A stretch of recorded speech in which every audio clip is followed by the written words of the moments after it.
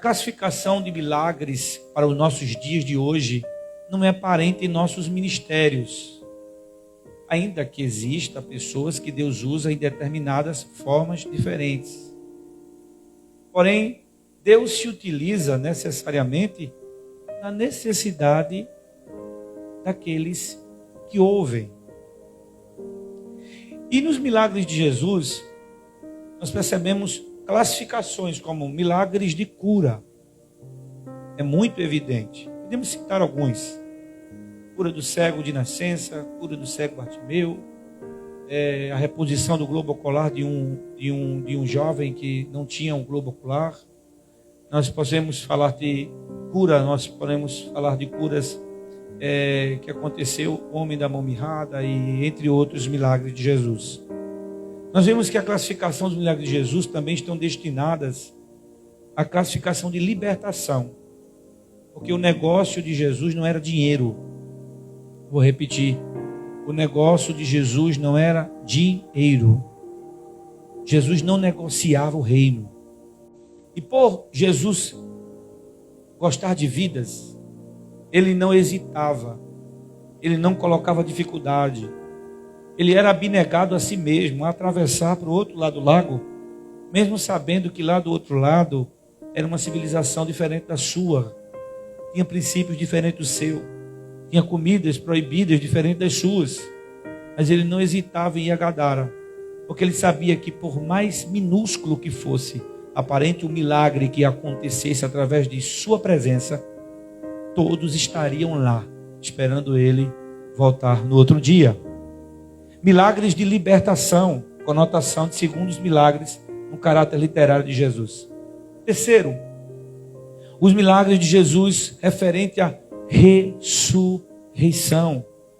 E você vê que não só nos dias dos ministérios de Jesus, como a ressurreição de Talita, também a ressurreição de Lázaro, no momento mais ápice do seu ministério, mais populoso do seu ministério, mas em que Jesus aderiu tantos seguidores. Jesus foi lá para Betânia, aquela aldeia até fronte à entrada de Jerusalém, e realizou um milagre esse que conseguiu quebrar até um paradigma lendário falado entre as mentes judaicas de que até 3 dias o corpo poderia receber a ressurreição.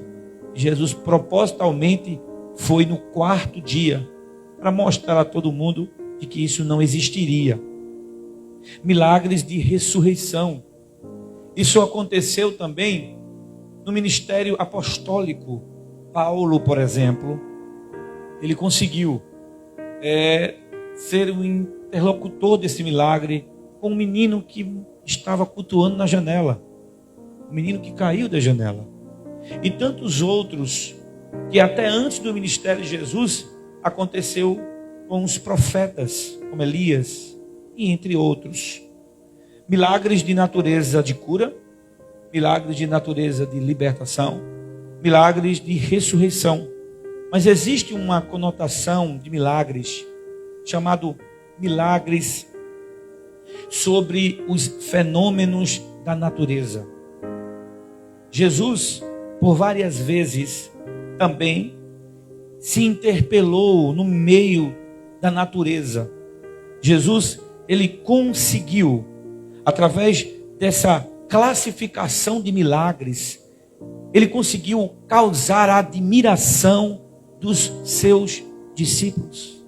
Por isso a pergunta: que homem é este que até o vento e o mar lhe obedecem?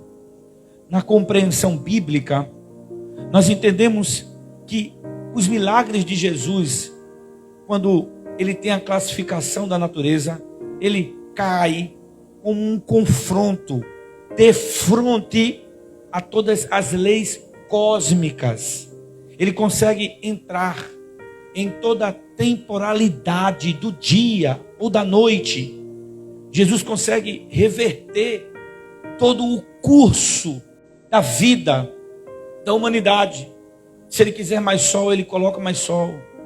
E interessante que é claro e evidente o tempo como um leão bravo se esvair, se humilhar, se inclinar à voz daquele que até o vento e o mar lhe obedece. É tão fascinante essa comprovação, pois Jesus governa até na realidade do cotidiano de nossas vidas, daquilo que precede as nossas vidas. E os milagres de Jesus a respeito da natureza, ele foi de uma forma completa, não foi especulosa. Jesus trouxe milagres mostrando em duas facetas. Primeiro, ele diz com clareza, ele acalma o vento e o mar. E numa tradução literal, a Bíblia mais atualizada, o texto quer dizer assim: eu quero que vocês se acalmem. Acalma mar. Sabe? O literal não está fazendo um pedido. Jesus não está só fazendo uma oração. Ele está ordenando. Pois se nós analisarmos o texto, Jesus se levanta e ele diz: mar, aquieta-te, acalma-te. Como um pai falando a um filho obediente, que por mais que seja inteira a vontade de desobedecê-lo, mas a voz do pai faz com que eles obedeçam de forma arbitrária. É interessante que além de mandar o mar se acalmar, Jesus também se revela em Mateus capítulo 14, verso 22 e 23, não só mandando do mar, mas desrespeitando as leis da gravidade sobre ele.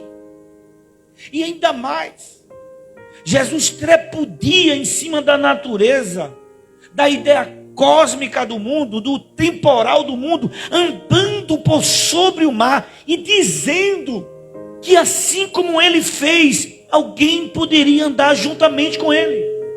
E só teve duas pessoas que andou sobre o mar, Jesus e Pedro.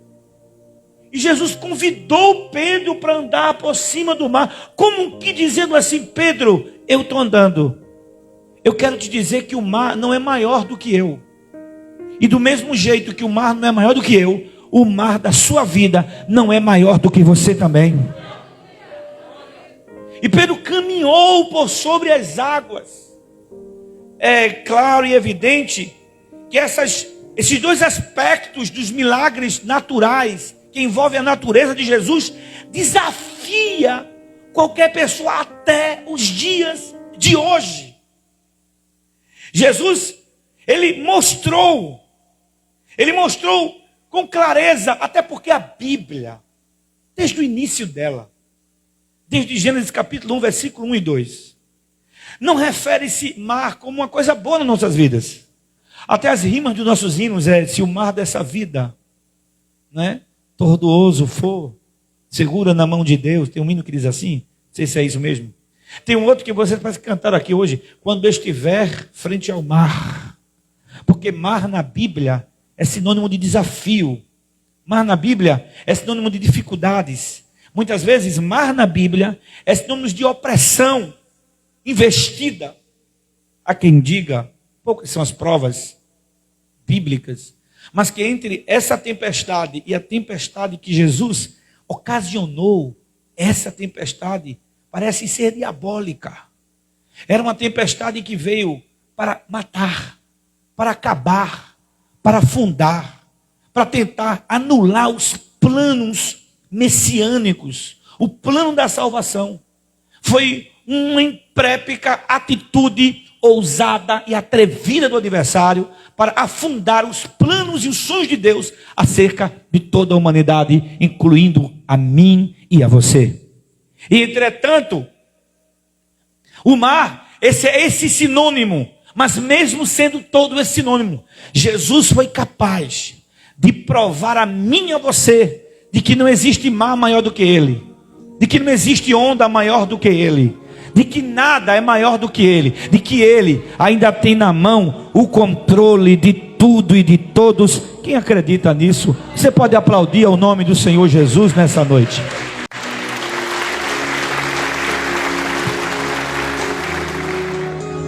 Eu poderia ver aqui pelo menos 4 razões pela qual nós aceitamos a tempestade na nossa vida. Primeiro, a tempestade, ela, na maioria das vezes, existem nas nossas vidas e elas são inevitáveis. Pastor, inevitáveis? Sim, inevitáveis. Ninguém vem para o culto porque quer ser provado por Deus. Ninguém vem para o culto porque quer passar no meio de uma tempestade. A irmã nos antecipou aqui dizendo em suas palavras que está sendo perseguida. E como forma natural, dialoguei com meu amigo e disse: se não fosse assim, seria difícil. Mas isso é o notável. A tempestade muitas vezes ela chega e a gente não consegue evitar ela, ainda que sejamos planejados. Eu falei no outro dia aqui de que quando Deus começa a nos provar, Deus começa a nos provar no financeiro. Você pode ser o maior administrador financeiro que você já imaginou. Você pode administrar a sua casa como você nunca pensou. Você pode receber lauréis, presentes, troféus, diplomas, certificado. Você pode ser mais administrador até do que um administrador de empresa. Mas se Deus quiser te provar na finança, Ele prova. E ninguém consegue evitar. Primeira coisa, a tempestade, ela chega e é inevitável. Você não consegue evitar. Você tem que enfrentar, porque ela chegou e ela não avisou a você. Segundo, além de ela chegar, ela chega sem avisar. É de repente, sabe? Ela chega sem respeitar cor. Ela chega sem respeitar raça, sem respeitar patamar. Ela chega para os ricos e chega para os pobres. Ela chega para os poderosos, ou aqueles que pelo menos pensam que são poderosos, ou para aqueles que não são e também não pensam que são. Ela chega e ela não escolhe idade. Ela chega para o alto, ela chega para o baixo, ela chega para o pobre, mas ela também chega para o rico. Além de ser inevitável, ela não avisa. Ela vem de forma imprevisível. Ela vem como um assalto para você. Talvez você está dizendo: meu Deus, que palavra é essa? Fica quieto. Se você estiver nela, Deus vai te orientar e você vai passar dando glória a Deus. É inevitável. Ela vem. Você não consegue prever a vinda da tempestade.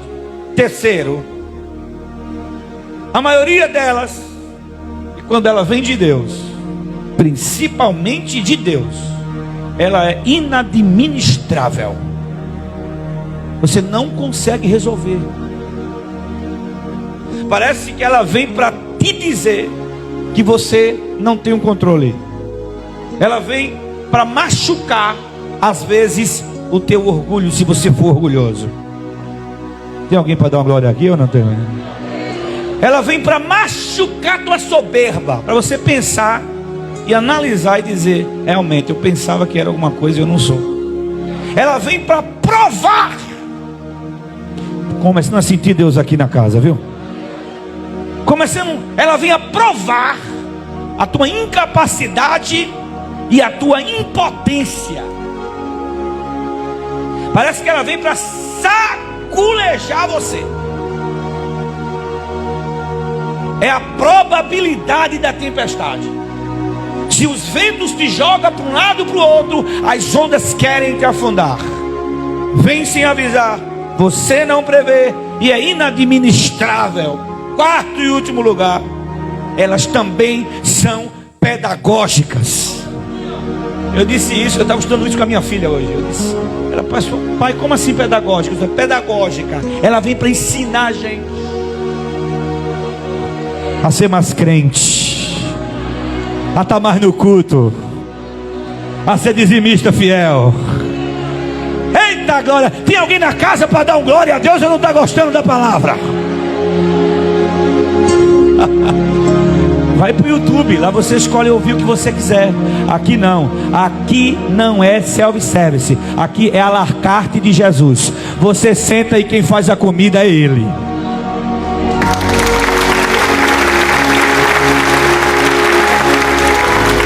Aleluia! Ela vem nos ensinando, sabe? Ela vem machucando a gente. E doido é quem fica doido com a tempestade. Você não tem noção disso. É o camarada doido com o gerente da empresa. É o supervisor perseguindo você e você fica aqui. Por que ele é assim comigo? Ele tem algo contra mim. Encara, irmão, tu é crente. Deus não te chamou para ter vida boa. Se Deus te chamou para isso, é para isso que você vai ter que enfrentar. Seja homem, seja mulher de Deus, seja crente. Até porque se agarrar em que aqui? Aqui nada é sustentável. Estava imaginando ontem, eu estou com 36. Fiz agora dia 14 de agosto. Fazer um culto de ação em graça dia 28. Mais 36, eu não sei nem se eu estou aqui. E 36 passou rápido. E tem tanta gente que pensa que é tanta coisa. Aí a tempestade vem. Porque a tempestade sacode para onde você não quer ir. Molha você quando você quer ficar seco. Ela produz náuseas em você. Só para provar de que se você clamar a pessoa certa, Ele levanta no teu barco e faz tudo virar bonança para a glória dele. Elas são pedagógicas, ela nos ensina. E eu percebo 3 coisas nesse texto aqui. 3. Aí você me pergunta, pastor, quais são? 3 perguntas. Texto pequeno. Mas numa análise eu percebo 3 perguntas. A primeira pergunta é a pergunta dos discípulos. Eu li na minha Bíblia, a linguagem de hoje. E a Bíblia, a linguagem de hoje, ela traz um sentido diferenciado. Mas na sua, que está diferente da minha, na linguagem de hoje diz: Senhor, socorre-nos, nós vamos morrer. Exclamação. No original isso é uma pergunta. A pergunta é essa: Senhor, o Senhor não se importa que nós perecemos? Ela vai muito mais além de um pedido de socorro. Ela vai cheia de conclusões de que quem pode te ajudar simplesmente não está nem aí para o teu problema. É quando a gente precisa de uma necessidade de um socorro urgente. E quando clamamos a Jesus no meio da tempestade, Jesus se demonstra numa paciência demorada. Jesus tem mania de fazer isso. Lembra da multiplicação dos pães e peixes? O que é que os discípulos dizem? Jesus, vamos despedir a multidão, porque eles estão com fome. Os discípulos querem que Jesus tire do ombro dele próprio, dos discípulos, a responsabilidade de alimentar uma multidão faminta. Já viu um grupo de gente com fome como é que fica? Tem irmãs aqui que, se o esposo deixar de dar comida a ela, fica brava, viu? É ou não é? E fica mal-humorada, o dia todo. Olha a irmã aqui, tá vendo? Pode faltar o açaí de noite, a pizza do final de semana, que a tempestade vem mesmo sem Jesus mandar. Mas é mais ou menos isso. Uma multidão faminta. Aí Jesus resolve como? O que nós temos aqui? O que é que tem aqui? Só temos aqui 5 pães e 2 peixinhos. Se ele quisesse, se era para fazer um milagre, então ele fazia o quê? Então vamos despesar, vamos pegar aqui o pão, vamos pegar o peixe, vamos despedir logo, porque está todo mundo com fome, e o povo com fome fica impaciente, o povo peca, o povo com fome se desconhece. Não, Jesus disse assim: senta todo mundo. Sabe o que ele está ensinando? Não adianta me persuadir. Não é você que vai me ensinar no meio da tempestade. No meio da tempestade da vida, eu ajo com calma. Não adianta você ficar desesperado, porque eu não vou me movimentar pelo teu desespero. Eu só me movimento por uma coisa: pelo amor e pela minha própria vontade. Senta todo mundo. E ele começou a multiplicar. Na tempestade não foi diferente.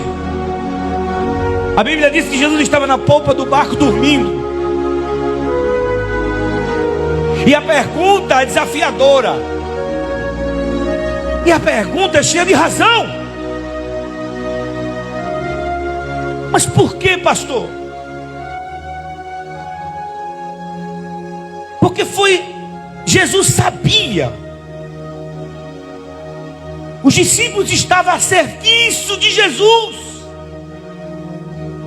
É como você trabalhando, se acidenta a serviço da empresa. A empresa vai ter que se responsabilizar por você, porque você estava a serviço. Você tem uma ideia? A lei trabalhista, se você estiver saindo para ir trabalhar, não bater o ponto ainda, acontecer algo com você, a empresa tem que se responsabilizar.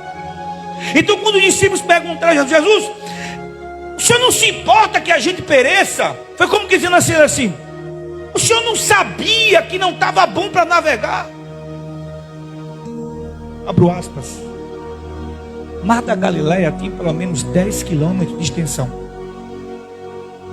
Entre 2 montes no norte e no noroeste, existe um monte que é tão alto, embora o mar estava 250 metros abaixo do Mediterrâneo, a água quente recebia a água gelada da rochosa, e que quando batiam no choque térmico, através dos ventos que interpelavam entre os montes, causava essa tempestade, porque não era mar, era lago. Uns conhecia como lago de Tiberíades, lago de Genezaré, Mar da Galileia, porque o lago arrodeava todas as cidades, e quem era da cidade dizia que o lago era deles. Aproximadamente 40 embarcações viviam daquela pesca daquele lago.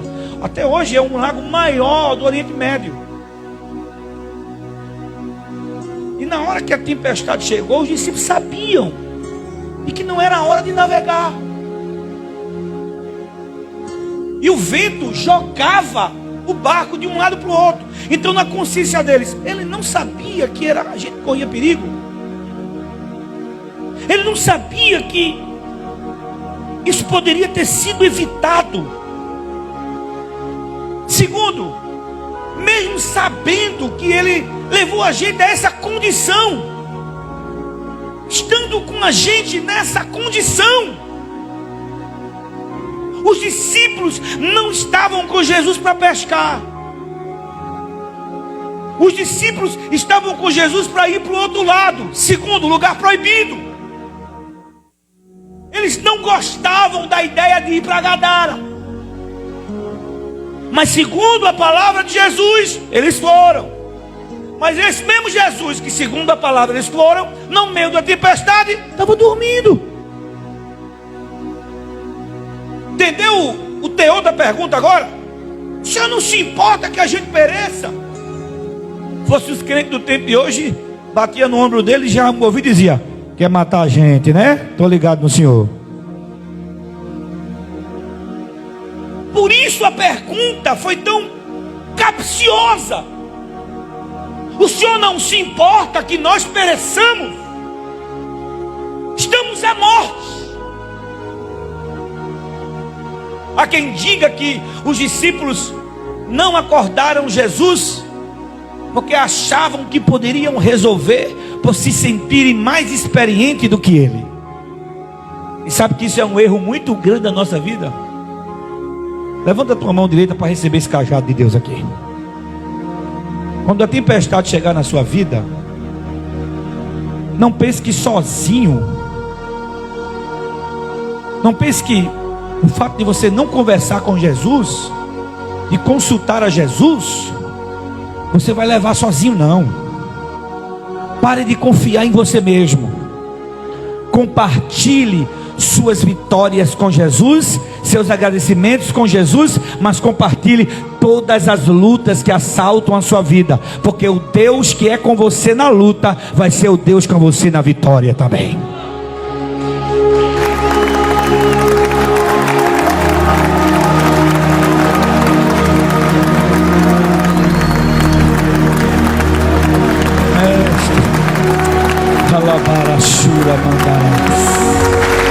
Quem tem glória, dá glória a Deus. Quem tem aleluia, dá aleluia.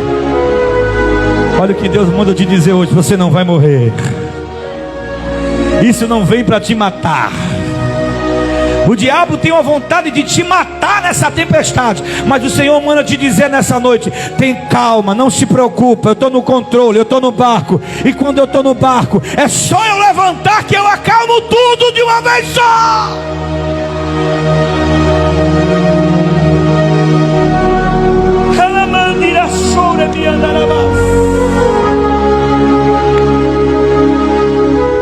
Sabe, irmãos,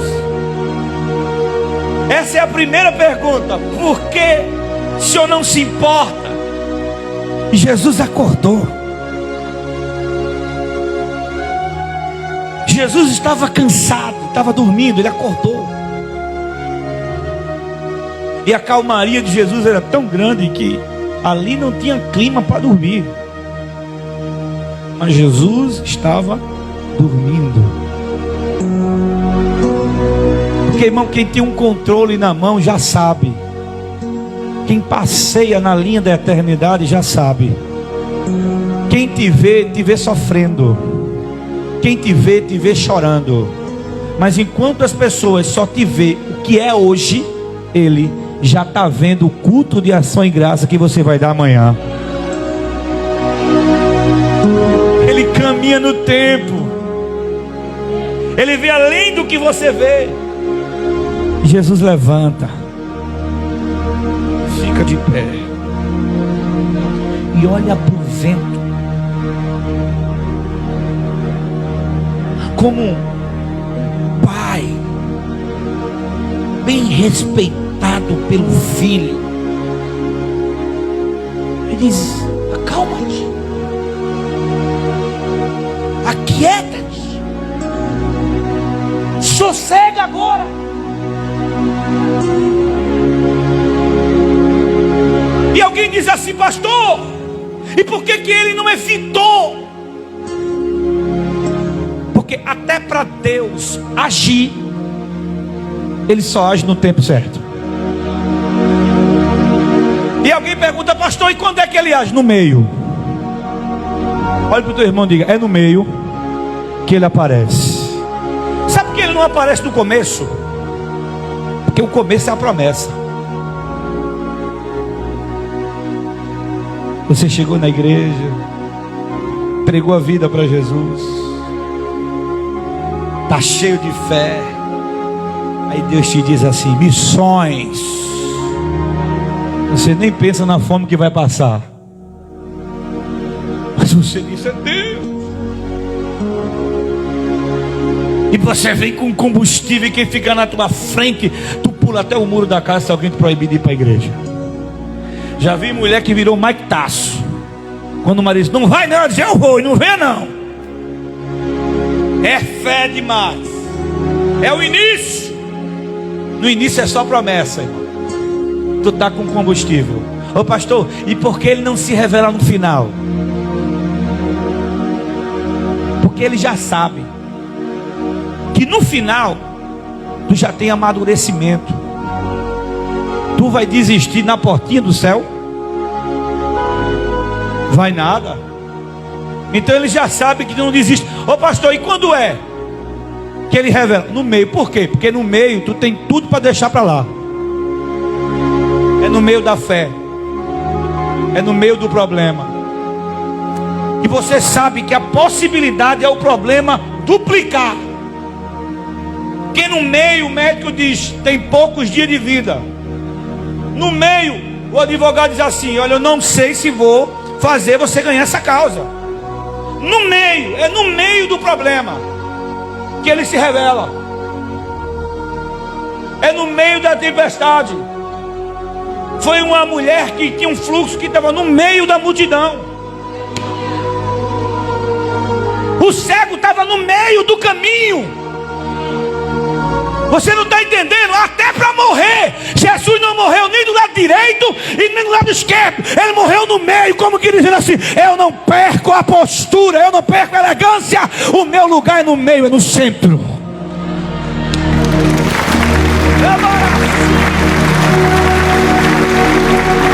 Você está no meio do problema e Deus está dizendo assim a você hoje. Você veio para aqui para ouvir essa voz de Deus no seu coração. É nesse meio que Deus vai se revelar. É nesse meio que Deus vai te batizar. Ah, mas eu estou tão fraquinho, pastor. E quem disse que batismo com o Espírito Santo, ele veio para você como gratificação de fé autêntica. Ele vem quando você está fraco, porque batismo é revestimento de poder. Ele vem para te vestir de novo, porque ele sabe que é no meio que ele vai se revelar. Porque o final está proposto, a vitória está chegando e promessa é realidade na vida daqueles que acreditam em Deus.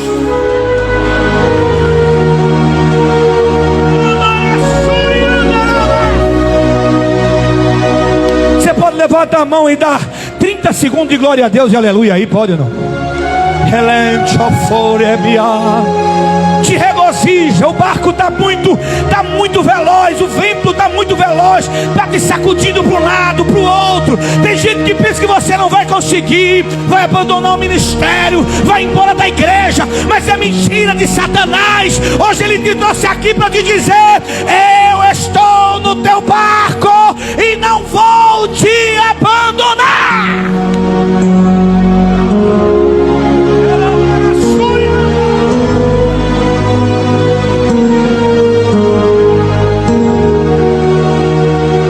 Acendeu as turbinas de Deus aqui. Toca no ombro desse crente e diga, é hoje. Diga, é hoje que alguém vai ver Deus puro na tua vida. Ele está aqui, ele está hoje aqui presente.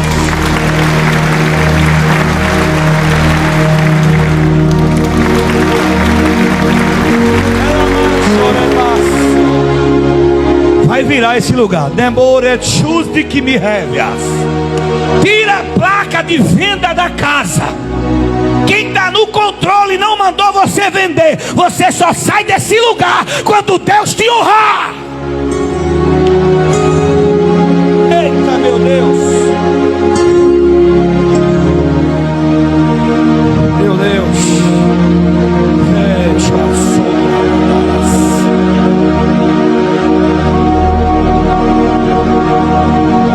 Tem gente que está em casa e está chorando, está assistindo e está chorando. E Deus manda dizer a você que está em casa e que está assistindo. Você está assistindo porque você não pôde vir. Você está ouvindo, você está assistindo porque você não teve a oportunidade de vir. Mas Deus está dizendo a você, Ele fecha uma porta e Ele abre outra. E essa aqui vai abrir, você vai poder vir para o culto. Deus está aqui.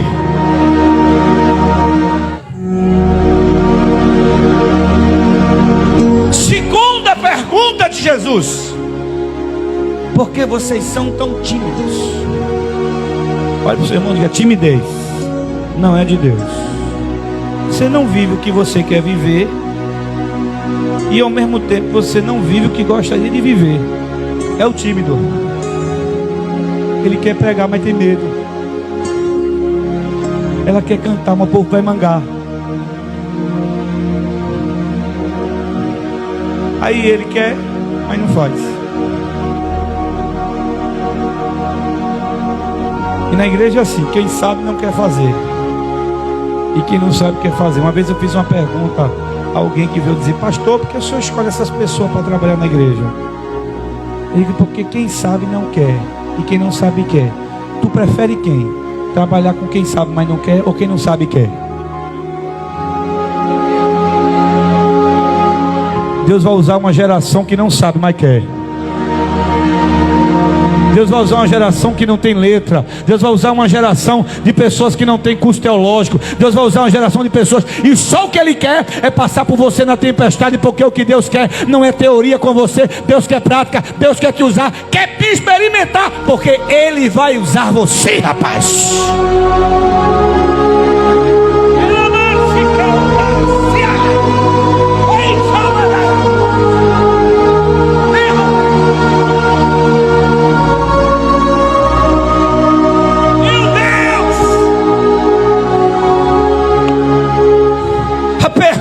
Jesus agora: por que estáis tímidos?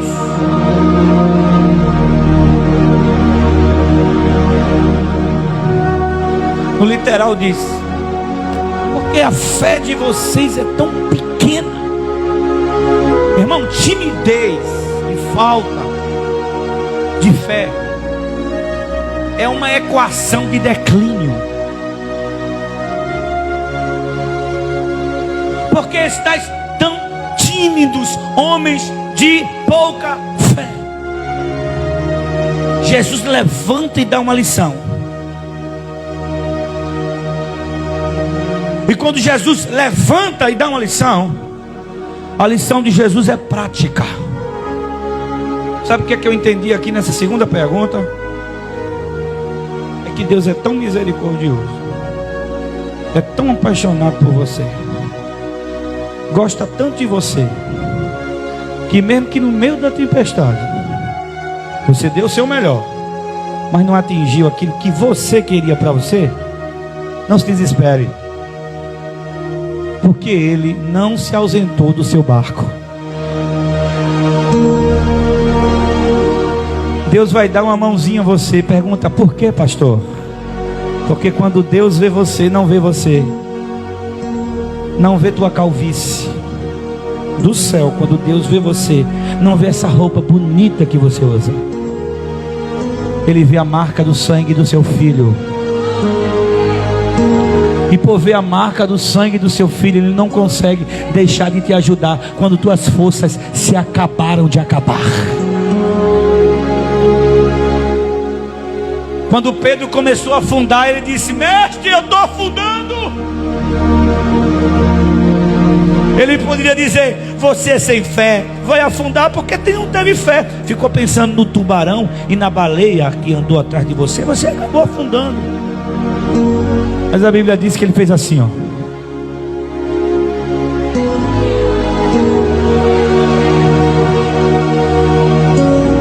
Você não tem noção. Deus vai fazer assim para alguém da tua família. Tá nas drogas, tá no vício, tá na biqueira, tá no tráfico, e Deus vai fazer assim, ó. Vem, que eu tenho chamada com você. Deus vai levantar quem precisa de uma mão, porque o mundo não dá a mão, o sistema oprime, mas Jesus não. Jesus é Deus de oportunidade.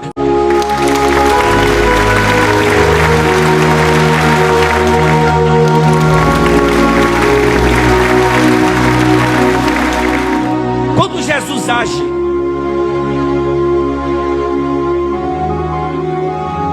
Jesus não age pela atitude. Uma frase uma vez, alguém dizendo assim: seja fiel a Deus, que Deus vai ser fiel a você. Como que a fidelidade de Deus depende da sua fidelidade. Vamos lá, tua fidelidade provoca a fidelidade de Deus. É como um filho que é tão obediente ao pai, que o filho pede, o pai não tem condição, mas ele vai arrumar um jeito de comprar. Porque obediência, fidelidade, lealdade provoca atitude de reciprocidade.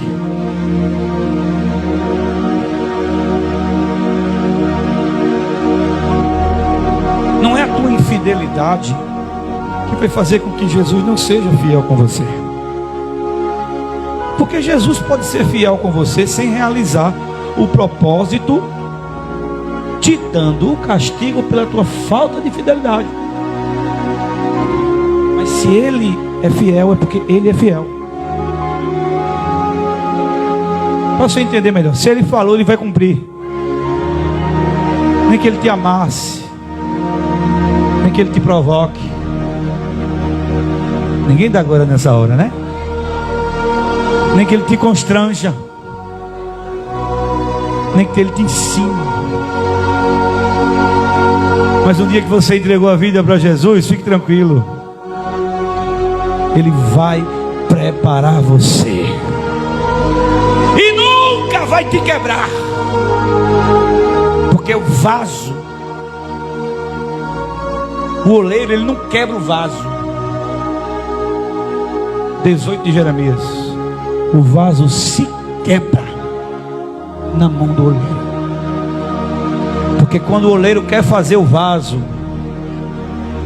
ele pede do vaso uma iguaria diferente do que ele era antes. Se não tiver estrutura, não te desespera, você vai se quebrar, mas ele vai fazer um vaso novo em você.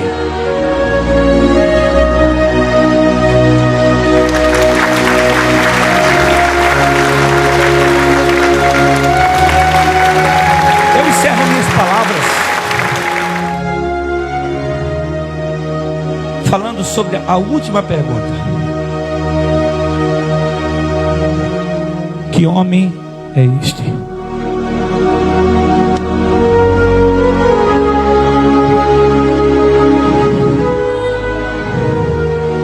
Rapaz, ela passou na faculdade federal. Que homem é esse que fez ela passar? Rapaz, ele conseguiu a casa própria. Que homem é esse que conseguiu financiar uma casa própria para ele? Essa pergunta não foi de Jesus para os discípulos e nem dos discípulos para Jesus. Porque quando os feitos de Deus é realizado, preste atenção, tem gente que para fazer a pergunta não precisa ser destinatária a alguém. Você sabe por que no milagre que Jesus fez com Talita, na ressurreição, primeiro ele pediu para todo mundo sair da sala, ficou só ele, Pedro, Tiago e João e o pai e a mãe da menina. E quando ele faz o milagre, Jesus diz assim: não diga a ninguém do que aconteceu aqui. Mas quando Jesus recebeu o recado através dos amigos de Jairo, que não precisava incomodar mais o mestre, porque a filha já haveria morrido, o costume judaico fazia uma celebração de velório de dias. E as mulheres eram pagas para chorar, para se vestir de pano de saco, para chorar na frente. Todas ganhavam dinheiro para isso. E quando Jesus chegou na casa, ele percebeu que na frente da casa estava todo mundo lá, chorando. E aqui para nós, Jesus parou e disse assim: eu gosto de dar dinheiro ao meu povo, mas esses aí não vão receber dinheiro não. Jesus entra e vê que aonde ele entrou, entra uma multidão. Porque tem muita gente que gosta para tal. Cuidado com quem entra na sua casa. Cuidado com quem você convida para assistir Netflix. Jesus faz uma seleção, porque Jesus é seletivo. Ele teve 12 discípulos, mas só andava mais com 3. É possível alguém ser teu seguidor do Instagram, do Facebook, Mas não é preciso você estar colado com ele dia e noite, não. Tem alguém para dar uma glória a Deus aqui ou não está gostando? Olha, Jesus, os discípulos, Pedro, Tiago e João, pai e a mãe da menina, fechou. Ele disse, agora que eu opero. Ele usou uma expressão latina que só quem entendia era o pai. Para que Jesus falar para tanta gente que não entende? Talita cumi, que quer dizer, menina, levanta e come. Mas depois do milagre desse, Jesus olha e diz assim: não diga nada a ninguém. Como assim? Se fosse Deus, Jesus me desculpe, mas vou contar isso aí. Principalmente os irmãos que Jesus salvou e tirou do mundo da fofoca. Jesus salvou, aí provavelmente tem que contar as coisas de Jesus, sim ou não? Aí Jesus olha para eles e diz, não conta nada a ninguém. Depois eu entendi, porque lá fora tinha uma comitiva de gente. E tem milagre na nossa vida que a gente não precisa contar, não. Quem vai contar é o povo que foi chorar com a gente. Só que você já notou que a gente tem mais pessoas para chorar com a gente do que se alegrar? É mais fácil você ter um público que chore com você do que se alegrar com você. Você fala, fulana chorou tanto no meu problema, mas quando eu recebi a vitória ela sumiu. Mas será que estava chorando mesmo porque queria ver você sorrindo? Todo mundo disseminou.